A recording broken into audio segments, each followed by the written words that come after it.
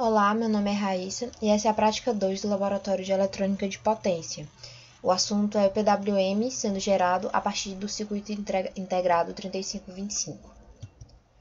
Primeiro, pediu-se que fosse montada essa topologia de circuito com esses determinados valores de parâmetros e depois que fosse efetuada a simulação e a plotagem dos sinais das duas saídas, da tensão no capacitor e da tensão no divisor de tensão aqui, dessa região, no osciloscópio dentro do ambiente de simulação Proteus.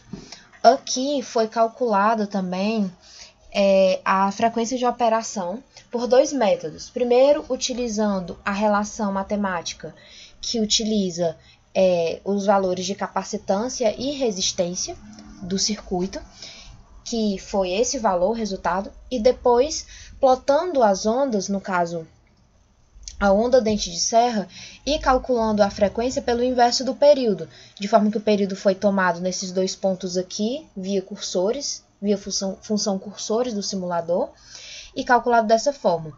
Há uma discrepância, mas é uma discrepância dentro da faixa aceitável. Depois se perguntou qual foi a diferença entre os dois sinais de saída. Bom, ambos são sinais, ondas quadradas, né? E tem mais ou menos o mesmo período, de forma que a soma deles dois dá o período da onda dente de serra. E além disso, eles são complementares, ou seja, eles apresentam uma defasagem de mais ou menos em torno de 180 graus entre si. Agora foi pedido que, para uma frequência diferente, para uma frequência em torno de 5 kHz, o valor da capacitância e da resistência, considerados constantes anteriormente, fossem redimensionados. Primeiro, um deles foi fixado, que foi o valor da capacitância, no valor que já tinha de 10 nanofarad, e em seguida foi calculado a resistência que atuaria junto com essa capacitância.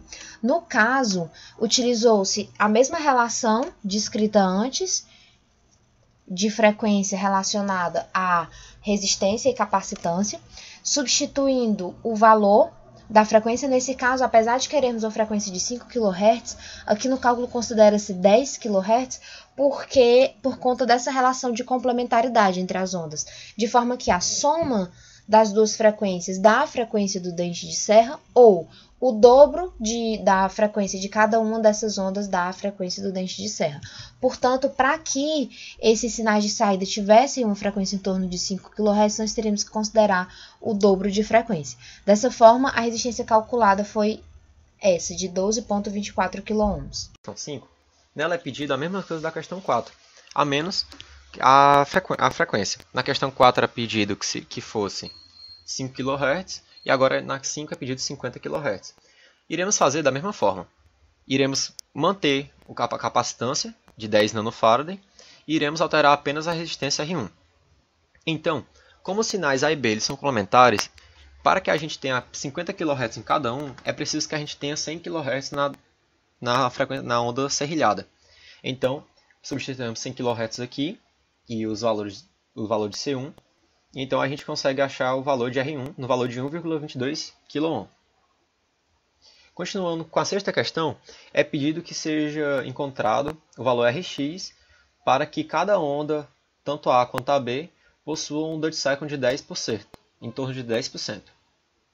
Seguindo a mesma premissa, como elas são ondas complementares, então o duty cycle da onda serrilhada tem que ser de 20%, para que quando for dividido para cada uma das ondas, por 2, fique cada uma com 10%.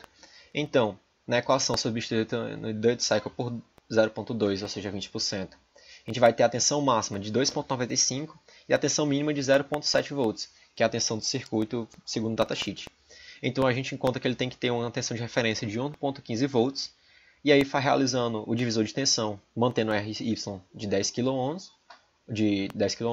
a gente vai encontrar um Rx de 2.911,39 ohms. Substituindo o Rx no circuito e simulando, a gente vai ter um duty cycle de 8,28%.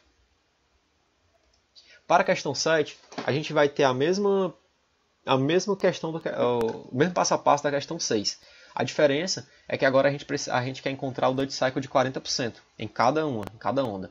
Então, como para cada um é 40%, a gente precisa ter um Duty Cycle de 80% na onda serrilhada. Então, substituindo 0,8, a gente vai encontrar um novo valor de referência de 2,5 volts. Substituindo na divisor de tensão, a gente vai achar um RX de 9.615,38 ohms. Substituindo o valor de RX no circuito e simulando, a gente vai encontrar um Duty Cycle em cada onda de 32,50%, que está um pouco distante do Duty Cycle, mostrando que esse circuito ele não é totalmente eficiente. Para poder alterar esse valor e alcançar um valor próximo dos 40%, uma coisa que poderia ser feita é acoplar um amplificador não inversor com um ganho considerável para a gente poder alterar esse valor aqui e chegar aos 40%. Bom, dando continuidade à apresentação do trabalho, foi solicitado no item 8 que nós montássemos um circuito com 3 diodos e um transistor PNP. Após a montagem, a gente fez aqui a simulação e encontramos esses valores. 70,86 microsegundos e 86,95.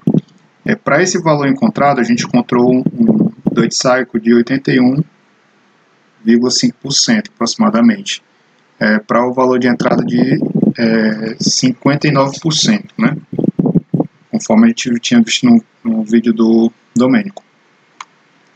Bom, no circuito 9, ele pede para a gente clicar no botão, certo? Para ver funcionamento, né? Quando a gente desliga o PWM, né? Então, utilizando o circuito mostrado no slide anterior, né?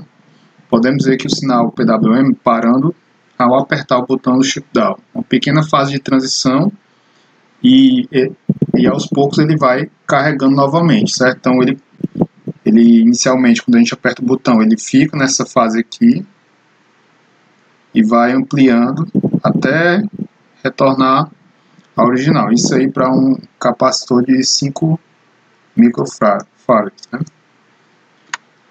Bom, e na questão 10 e 11, ele pede para a gente substituir o CSS por 10 nanofarads e depois para 1 nanofarad, né? Então, a gente vai encontrar aqui um Duty Cycle, né?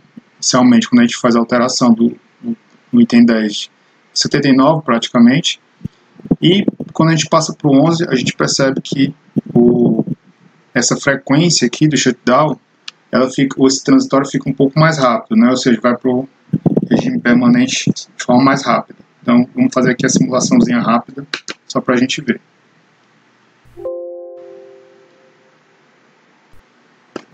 Bom, então aqui no Proteus, eu vou voltar inicialmente para a simulação com CSS de 5 micro, que era o original, certo? E vamos simular vendo aqui com o Proteus, ok? Bom, então, está nesse formato aqui de onda, ok? E quando eu pressiono, no caso o botão shutdown,